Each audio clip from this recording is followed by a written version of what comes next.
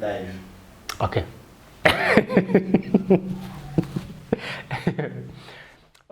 Hi everyone, welcome back to Kagiso M.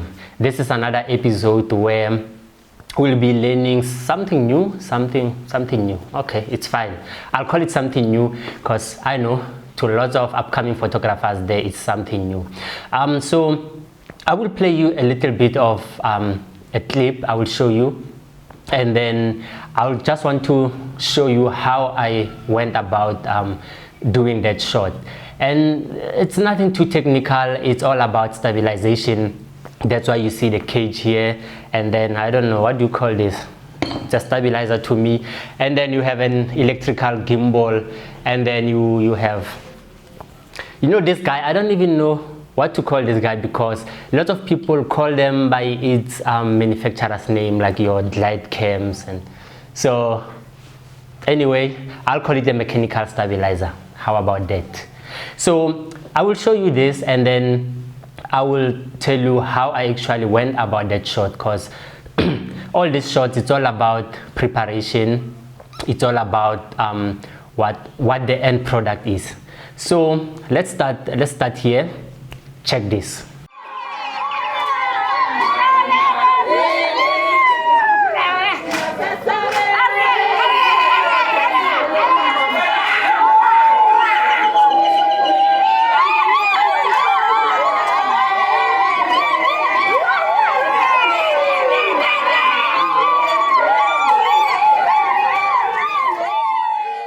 Okay guys, all I wanted to show you on that video is how stabilized it is. It is not perfect because it is an event.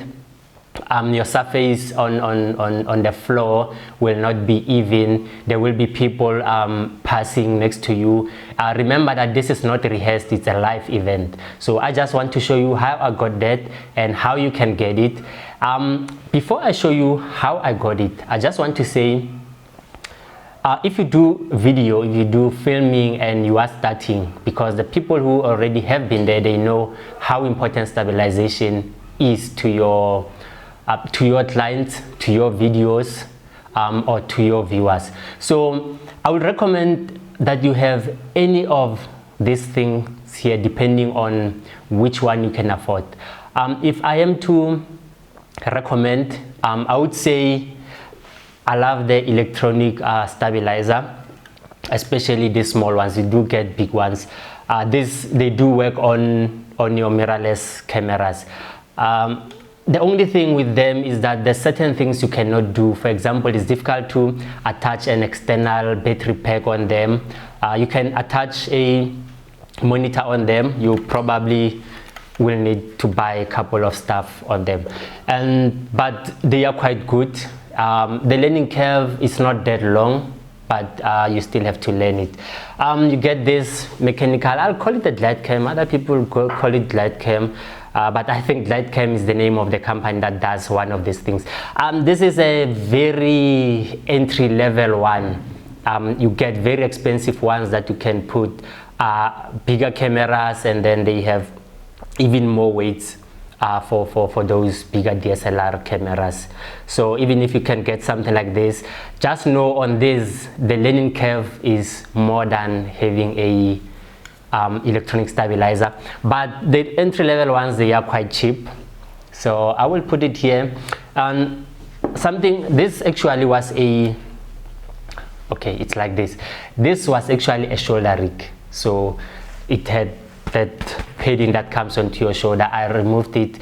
I somehow don't like shoulder rigs, or maybe I cannot use them. And then actually these handles, they are like this. So depending on what you are doing, I prefer to put them like this one, because I like to shoot on not shoulder height, on waist height. And then having it like this for me works better, but it doesn't really matter.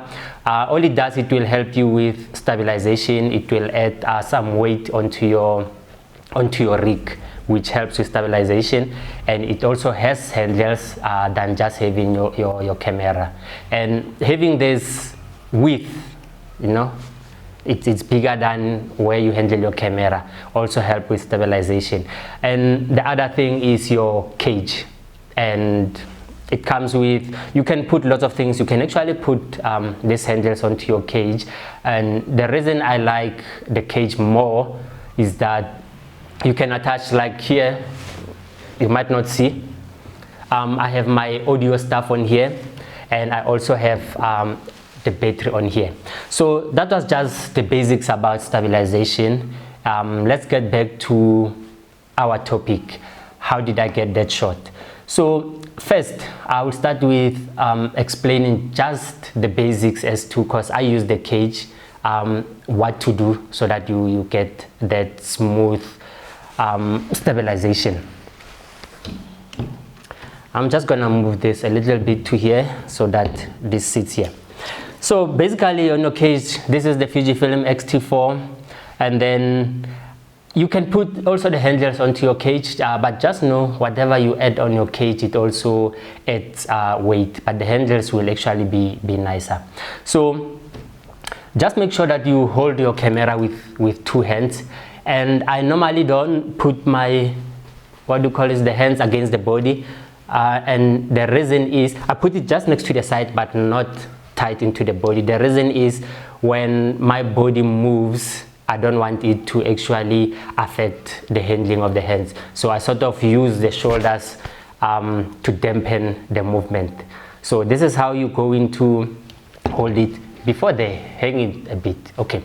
The first thing you're supposed to do, like you saw on that video I was showing, because it's an event, think about what you want to do. For example, what I wanted to do there was to shoot from Umakoti. Actually, it's Umakoti, the one in a black dress, you know, all those nice things with a basket. So I wanted to shoot Umakoti, move all the way into the people behind them, come back, shoot Umakoti again, and move back.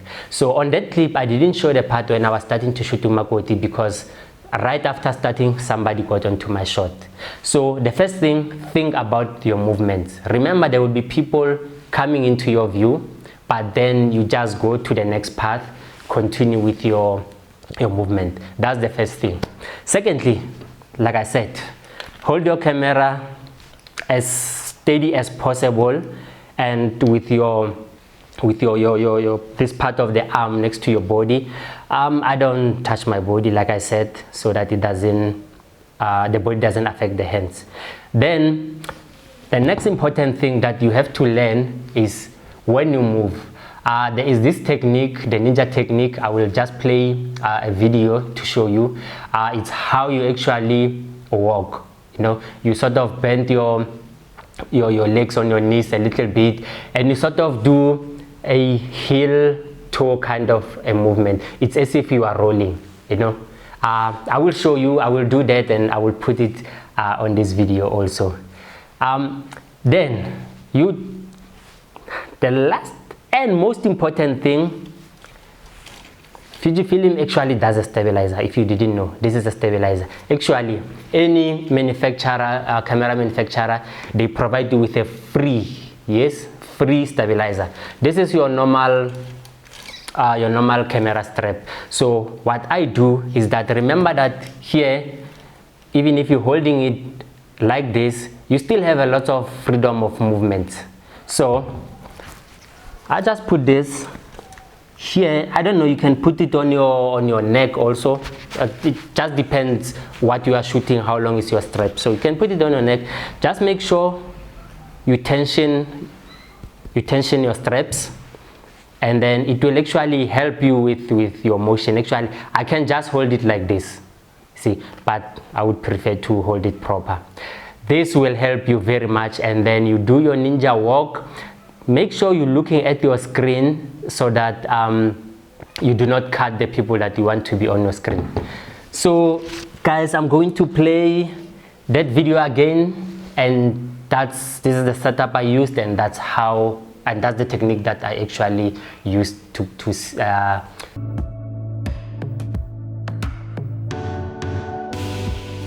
okay. So guys, I'm going to play that video again so that you come on. Okay guys, I'm going to play that video again, and this is the exact setup that I used. Yes, the XT4 has an IBIS, it helped a lot, but even with the camera without IBIS, you will be able to get a bit of a smoother motion than actually not trying to have a stabilizer at all. And especially the strap helps a lot. So guys, here's the video once again.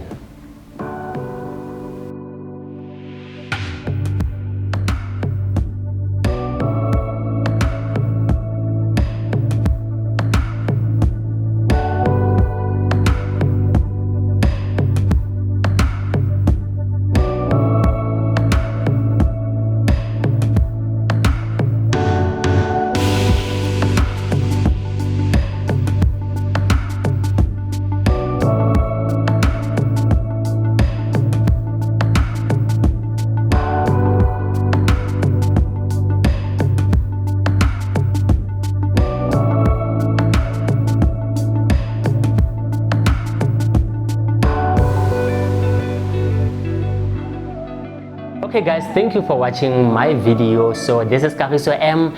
Please subscribe to my channel, hit the ring bell so that next time you can get information like this one. I'm out of here. These things.